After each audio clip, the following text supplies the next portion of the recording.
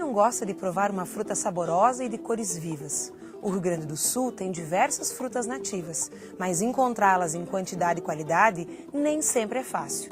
Quase não existem pomares dessas árvores. Por isso, um grupo de estudantes e professores da Faculdade de Agronomia da UPF decidiu pesquisar formas de organizar e aumentar a produção. Esse é o tema da Universidade Aberta de hoje. Para saber mais, veja a reportagem feita pelo Núcleo Experimental de Jornalismo em parceria com a UPF-TV. O Rio Grande do Sul possui uma diversidade frutífera muito grande.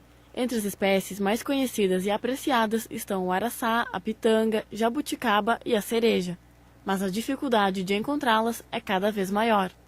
As frutíferas nativas do sul do Brasil possuem um grande potencial de exploração natural e industrial, mas praticamente não existem pomares comerciais destas espécies. Um projeto desenvolvido na Faculdade de Agronomia da UPF tem como objetivo localizar e resgatar exemplares dessas frutíferas. As fruteiras nativas, elas são exploradas basicamente por extrativismo, uso doméstico ou então coletas. Vamos assim exemplificar o caso das jabuticabeiras, né? Nós não temos no sul, no Rio Grande do Sul, pomares comerciais de jabuticaba. O que nós temos são matas de ocorrência de jabuticabeiras, onde as pessoas coletam esses frutos e vendem de uma forma bastante, vamos dizer assim, desorganizada, né? Para armazéns, fruteiras, em beira de estrada. Então, um objetivo também desse trabalho é, a partir da seleção desses materiais genéticos de grande valor em termos de frutas, é nós termos, quem sabe, no futuro, variedades dessas espécies, né, que possam ter um potencial para implantação de pomares comerciais, né? O primeiro passo do projeto é selecionar frutos com características destacadas, principalmente aqueles de tamanho acima da média. As fruteiras nativas, de modo geral, elas são multiplicadas por sementes, sejam de frutos que caem no solo e que se germinam e se regeneram, ou seja pela coleta pelo próprio homem que faz as suas mudas e planta nas suas propriedades rurais, nos seus pátios. Então essa variabilidade faz com que nós tenhamos frutas, né, com tamanhos pequenos, médios e grandes. E é justamente esse o objetivo do trabalho, tentar selecionar essas fruteiras, material genético com boa característica em termos também comerciais. Após selecionar as amostras, as plantas e a capacidade produtiva serão avaliadas e multiplicadas por diferentes processos vegetativos. Então, num primeiro momento do projeto, é feita a identificação e a seleção de genótipos com características superiores, né? E em seguida, então, esse material é trazido para esse ambiente, uma estufa de nebulização intermitente. O material que é trazido são segmentos de ramos, né? E onde a gente procura testar diferentes métodos de propagação vegetativa, né? Então, uma das formas de nós garantirmos as características dessas plantas matrizes é através de um processo que não seja uma propagação sexuada, ou seja, por semente. É uma propagação que nós chamamos assexuada ou vegetativa. E duas técnicas gerais são importantes, que é a estaquia, que é basicamente a utilização de segmentos de ramos que nós colocamos em um ambiente apropriado para forçar o enraizamento, que posteriormente nós vamos ver, e também os processos bem conhecidos da maioria, que é o processo de enxertia. Então essa é a ideia, selecionar, resgatar este material, caracterizar no campo e depois tentar a multiplicação por esses processos que fazem com que nós tenhamos a garantia da manutenção das características das plantas de onde foram retirados esses frutos. O trabalho está ainda no começo, mas quem sabe, ao final do projeto, será mais fácil encontrar frutas melhores, mais bonitas e saborosas. Como vimos na reportagem, muitas dessas árvores frutíferas estão no meio das matas. Nem todo mundo sabe que existem e pouca gente vai até lá buscar algumas frutas. Mas quem vai descobre verdadeiras delícias e um alimento muito nutritivo. Para falar sobre esse assunto, estão conosco o professor doutor Alexandre Augusto Ninoff e o aluno Lucas Herbielli. Professor, a gente falou no vídeo em plantas nativas e silvestres, né? O que são frutas nativas e por que silvestres? Bem, as frutas nativas são aquelas, as plantas nativas, na verdade, são aquelas de ocorrência natural numa região, né? Normalmente a gente diz que as fruteiras são nativas de um país, né, do Brasil. Então nós temos, são as espécies que a gente vem trabalhando, como a pitangueira, araçazeiro, jabuticabeira, cerejeira, entre outras. São espécies que ocorrem em nosso estado, no nosso país. Quer dizer que, por exemplo, a uva, que é uma fruta muito comum aqui no sul, ela não é nativa, embora ela possa ser cultivada aqui. Sim, ela é nativa de outros países, né? Exótica para o Brasil. Então, a maioria das fruteiras comerciais, nas frutas comerciais que nós compramos no mercado, na sua grande maioria, elas são frutas que não são nativas nossas, são trazidas de outros países, trazidas na época da colonização, né, na época, a partir do descobrimento, da colonização, trazido pelos imigrantes espanhóis, portugueses, alemães, italianos. E um exemplo, acho, clássico disso é por que a região da Serra Gaúcha é a região produtora de uva. Porque lá se estabeleceram os italianos, né, que são hoje os maiores produtores e consumidores de uva, né? Faz parte da cultura. Essa alta produtividade, ela tem a ver com o nosso clima, em que tu comentaste comigo que o Brasil está em terceiro lugar em termos de produtividade no mundo todo. Em termos de produção, eu não diria produtividade, que a produtividade seria a produção por área. Isso nós podemos crescer, temos exemplos muito bons de produtividade, mas somos realmente o terceiro maior produtor mundial de frutas, apenas superado pela China e pela Índia, né? E depois seguido por quarto lugar os Estados Unidos. Então o importante é que o Brasil está se transformando, além de um país grande produtor, é também um país grande exportador de frutas, né? Levando em conta, né, Biana, que a produção nossa é muito direcionada para o mercado interno. Somos 200 milhões de habitantes, né? Então isso é uma população consumidora que não é qualquer país no mundo que tem. Então o foco brasileiro tem que ser realmente muito grande no mercado interno. Uma vez nós íamos no mercado, há alguns anos atrás, e nós tínhamos as chamadas frutas da estação. Então, nós tínhamos algumas frutas ofertadas e outras que não eram ofertadas. Hoje em dia, a gente vai no mercado e encontra de tudo. Essas frutas que são cultivadas fora da chamada estação, né, elas têm mais produtos químicos, elas passam por algum processo para enriquecer e preservar a fruta. Como é que isso funciona? Na verdade, o Brasil é muito grande, né? Nós temos climas desde o tropical, né? E as fruteiras também são divididas em clima tropical, subtropical e temperado. Então, o sul do Brasil predomina a produção das fruteiras de clima frio. E na metade, região sudeste, nordeste, norte do Brasil, centro-oeste, as fruteiras de clima quente, de clima tropical. Então, nessas regiões onde a temperatura não é um fator limitante, onde o fator mais limitante é a água, e havendo água, nós temos condições de produzir por muito mais tempo. Então, na verdade, ela é fora de época em relação ao Rio Grande do Sul, mas não é em relação à região onde ela é produzida, né? Então ela é realmente, na sua distribuição, chega ao Rio Grande do Sul, por exemplo, uma goiaba, né, é uma fruteira de clima tropical que nós produzimos aqui no Rio Grande do Sul, mas em função das baixas temperaturas existe um período de produção de goiaba, que é o verão, né? Agora, no resto do Brasil, a goiaba ela pode ser produzida em várias épocas, né? E chega para nós aqui no momento que nós não temos goiaba e nós dizemos que é fora de época. Mas não recebeu mais ou menos tratamentos químicos por ser produzido fora de época. Às vezes as pessoas ficam com o mito, né, Lucas? Não vou comprar aquela fruta porque não é época dessa fruta, então ela deve estar cheia de produtos químicos, de conservantes, e isso não é verdade, é um mito. Exatamente. Na verdade, isso depende muito dos aspectos que o professor salientou, né? Por isso também que um dos objetivos da nosso trabalho, né, é verificar, né, essa definição também de épocas de frutificação, né, das espécies, que hoje, como são, a maioria não tem épocas definidas, né, as ofertas também são irregulares, né, aos consumidores. Por isso que também é um aspecto que acaba dificultando, né, o cultivo comercial e a comercialização, né. Hoje vocês estão trabalhando com 9 frutas nativas. Isso. Existe alguma delas que seja mais comum ou que tenha um valor comercial um pouco mais conhecido, que seja mais conhecida do público? Eu diria que entre as espécies que a gente está trabalhando analisando no trabalho, a jabuticabeira talvez seria a mais conhecida, né? Porque é uma espécie tipicamente brasileira, né? Ocorre em vários centros de diversidade do país, né? Principalmente na região Nordeste, Sudoeste e também aqui no sul do Brasil.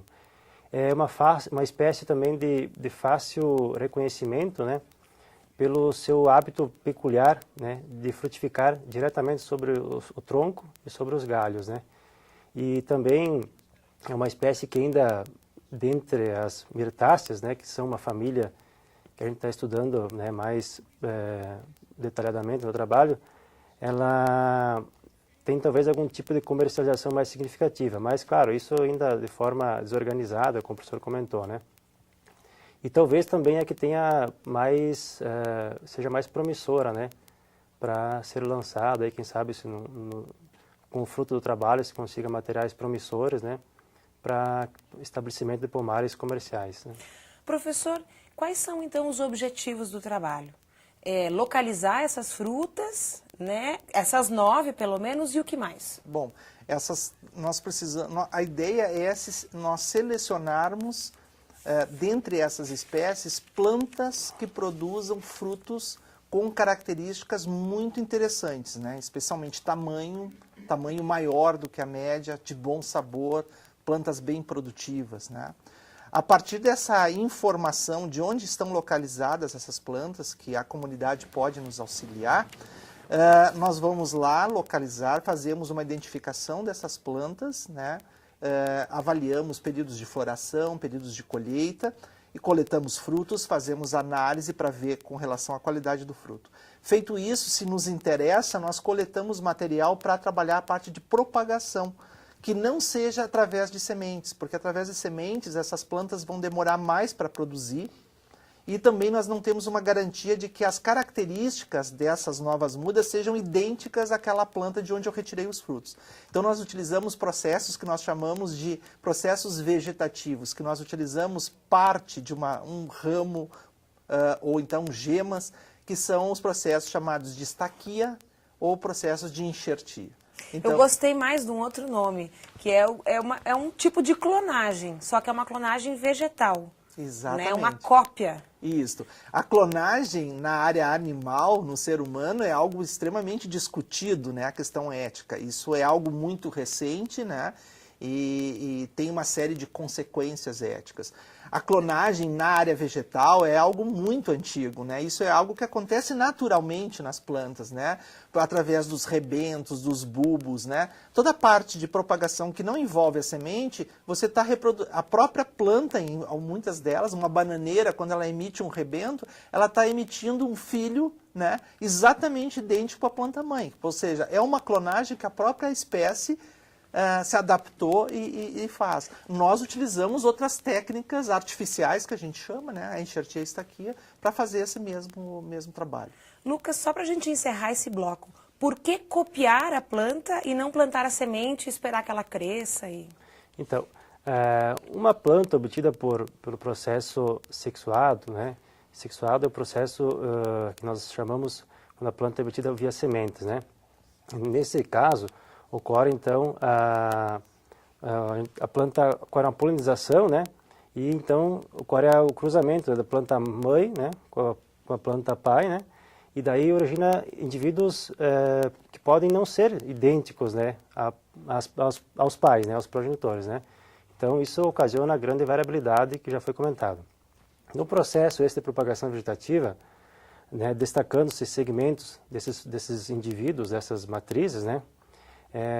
Então isso é um processo que garante que a planta que vai ser originada por esse método terá a carga genética da planta matriz, né? Será idêntica. É importante salientar também que todas as espécies que também hoje são cultivadas, né, que fazem parte dos sistemas de produção, um dia também foram silvestres, né? E inicialmente submetidas então a um processo extrativista, que é o que é feito hoje com as frutíferas nativas, e só então com o passar do tempo é que foram domesticadas, depois com o conhecimento, a princípio empírico, e depois então sistematizado através da pesquisa, é que vieram a se tornar uma atividade de importância econômica, fazendo parte de algum sistema de produção. No caso de frutíferas, né, a gente tem um exemplo bem interessante que é do mirtilo, né, que é uma frutífera também que tem um valor comercial bem expressivo. ele faz parte da categoria das pequenas frutas, né? Que é uma denominação que é dada a espécies que produzem frutos de tamanho pequeno, geralmente com cor bastante vivas, né? Ricos em vitaminas e substâncias antioxidantes, por isso considerados sinônimos de saúde. E o mirtilo, que no caso é só um exemplo, pois ele não é planta nativa do Brasil, e sim dos Estados Unidos. Ele teve todo o seu processo de melhoramento, né, cultivo, gerado nos últimos 50 anos. Né?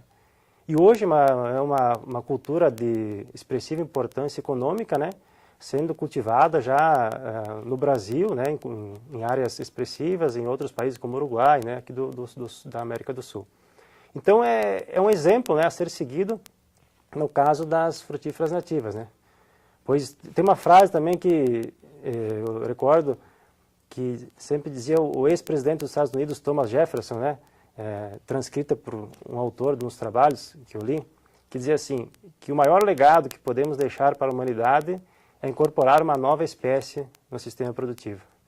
Então, as frutíferas nativas hoje são uma possibilidade, mas futuramente, com certeza, serão uma realidade, né? Tá ok, nós vamos fazer um rápido intervalo e voltamos falando um pouquinho mais sobre as frutas nativas do Rio Grande do Sul, que podem aí nos trazer grandes novidades nos próximos anos. Voltamos já já.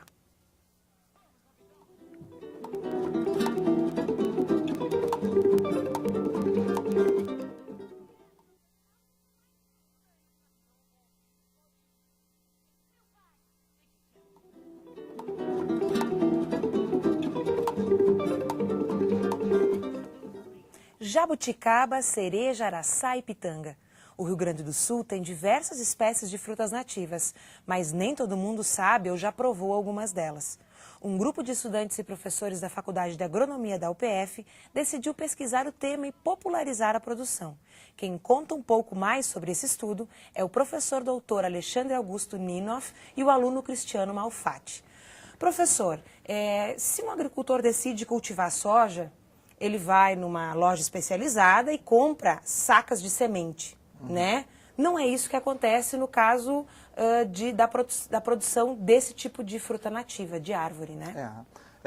Hoje o que nós temos, na verdade, Biane, são plantas produzidas em viveiros dessas espécies nativas a partir de sementes. Isso é o que é a rotina. Mas como foi colocado, essa produção por sementes, ela faz com que essa muda ela demore bastante, em algumas espécies, muito tempo, no caso da jabuticaba, até entrar em florescimento e produção. E também não sabemos, cada planta pode dar um fruto diferente, né, em função da ser produção por semente. Então, o que nós buscamos hoje é justamente selecionar esses materiais e estabelecermos protocolos de produção de muda que não por semente, né, e poder, então, o viveirista, através desses processos, oferecer mudas a esses produtores de materiais todos idênticos, né, e que produzam num curto espaço de tempo. O que eu quero dizer curto espaço de tempo? Um período de 2 a 3 anos iniciar a produção. Uma vez com o investimento de um pomar, sempre é um investimento não muito baixo, né? E o produtor quer que produza Sem logo. contar que a semente, essa semente da soja, por exemplo, ela é uma semente tratada. Vamos dizer assim, tratado não é exatamente o processo de melhoramento genético, ele, vamos dizer, um material que é lançado hoje, normalmente é resultado de um cruzamento feito há mais de 10 anos atrás, onde existe todo um processo no melhoramento, né, para conseguirmos fazer com que essa semente tenha a maior uniformidade possível, algo que é muito difícil fazer nas frutíferas em função do tempo que cada uma dessas plantas por semente levam para voltar a produzir de novo. E na lavoura não, essas outras culturas elas têm um ciclo mais curto. Então nós conseguíamos em menos tempo. Só que, mas como você vê, esse menos tempo significa algo em torno de 8, 10 ou mais anos, né? Ou mais anos. Essa pesquisa, ela está em andamento, ou seja, essas mudas não estão no mercado para compra. Não. Nós estamos naquela fase justamente de resgate desses materiais, de localizar essas plantas e, ao mesmo tempo, em paralelo a isso, estudando esses métodos de propagação vegetativa para tentarmos, se não conseguirmos por estaquia, através dos processos de enxertia, né, obter, então, esses novos materiais. Esse estudo tem uma outra interface, que é a questão dos nutrientes que essas frutas têm e que não são muito estudados, mas isso também está sendo considerado no projeto. Exato. Na verdade, assim, eu acho que é bom colocar isso, que o projeto é um projeto que está sendo coordenado pela Faculdade de Agronomia da URGS, é um projeto Pronex do CNPq com FAPERGS, né? E são parceiros nesse projeto com a URGS, a UPF, a Fundação Zoobotânica, o Jardim Botânico, a Universidade Federal de Pelotas, a FEPAGRO, que é a Fundação Estadual de Pesquisa Agropecuária, e o Instituto de Tecnologia de Alimentos, da URGS, que é quem está nesse projeto direcionando seus trabalhos para esse aspecto que você falou, que são os aspectos nutricionais. Mas nós pensamos, no futuro, trabalhar junto às outras unidades, outros cursos, como farmácia, engenharia de alimentos, nutrição, esses aspectos nutricionais das frutas nativas. Cristiano, como é que é para ti, aluno de graduação, estar envolvido com um projeto com uma dimensão tão significativa, tão grande, tão importante para a sociedade? Então, a gente tem a oportunidade de sair da sala de aula, da teoria, e aplicar isso ao campo, juntamente com pessoas que têm um grande conhecimento, agregam um conhecimento muito grande. E certamente isso vai influenciar na tua formação profissional depois. Tu pretende caminhar nessa área da produção frutífera? Com certeza, é muito bom ter um conhecimento nessa área, que é uma área que tem Tem uma procura muito grande pela população, né? Porque faz parte da nossa alimentação. Aliás, hoje no estado, nós comemos mais frutas nativas ou mais frutas exóticas? Mais frutas exóticas, né, Biana? A nossa produção comercial, como do mundo todo, praticamente, são do mesmo tipo de espécies, né? São frutas muito antigas, como a maçã, o pêssego, a uva, né? Quer dizer, essas novas espécies, novas que eu digo em termos comerciais, porque sendo nativas são também espécies de ocorrência muito antiga, mas pouco exploradas, né? Então nós temos exemplos, no Brasil o açaí talvez seja uma dessas frutas nativas que tem uma grande expressão, o cupuaçu, né? Mas nós quase contamos nos dedos essas fruteiras, embora existentes em grande quantidade, muito pouco exploradas, não só no Brasil, né, como também para exportação, que nós poderíamos trabalhar principalmente se não com as frutas in natura, que nós temos essa dificuldade de levar a distâncias maiores, né, mas poderia, algumas espécies é possível, mas também a polpa, né, essa é a grande, talvez, caminho de uma exportação, é a polpa, né, transformar essas frutas em polpa e aí exportar essa forma, que é uma forma bastante de um bom valor agregado que se coloca, né. Professor, no início desse bloco, eu comecei falando com o nosso telespectador e disse o nome de algumas dessas frutas. Vamos ver se o senhor me ajuda a gente completar essa lista, já que são 9 as árvores pesquisadas por essa equipe, né? Então, o araçá, a cerejeira, a goiabeira serrana, a jabuticabeira, a pitangueira, o gabiju, a guabiroba, né? O ariticum, e o butiazeiro? Isso, e a uvaia. Uvaia é que tipo de fruta? Também é dessas frutas nativas nossas, né, ainda pouco exploradas, mas com grande perspectivas, principalmente para a polpa. Assim como a guabiroba, também já existe alguns produtores processando a guabiroba, transformando em polpa e comercializando na forma de suco. Bom, duas frutas aí que eu nunca provei. Pouco ainda conhecidas. Pouco conhecidas. Exato. Professor, qual é o prazo, assim, dessa pesquisa para que esse material possa ser comercializado? Para que eu que estou em casa resolvo virar um produtor de frutas nativas e possa começar a minha produção? Bom, esse projeto está sendo financiado por esses órgãos que a gente comentou até agosto de 2014. Né? Então é um projeto com certo fôlego, mas que na verdade ele não vai concluir com isso, porque a partir dessas mudas que nós vamos tentar produzir, e esse trabalho vai ter continuidade além disso, elas vão ser, à medida que a gente conseguir esse material, nós vamos constituir o que a gente chama de bancos de germoplasma. São uma coleção com esses materiais onde a gente vai acompanhar o crescimento, a capacidade produtiva delas numa coleção que seria num espaçamento de pomar. Né, e ver como ela se comporta, que não seja no pátio da casa de alguém ou no meio do mato, que é uma outra situação. Né? Então esse é um trabalho a médio prazo, vamos dizer assim, não é um trabalho a curto prazo. Né? e que nós temos essas outras instituições parceiras que estão trabalhando em conjunto também para esse mesmo objetivo. Bom, professor Alexandre, muito obrigada. Obrigada ao Cristiano e obrigada a você que está em casa e nos acompanhou durante esse tempo aqui no Universidade Aberta. Ficamos por aqui hoje, mas voltamos na próxima semana com uma nova pesquisa desenvolvida na UPF. Até lá!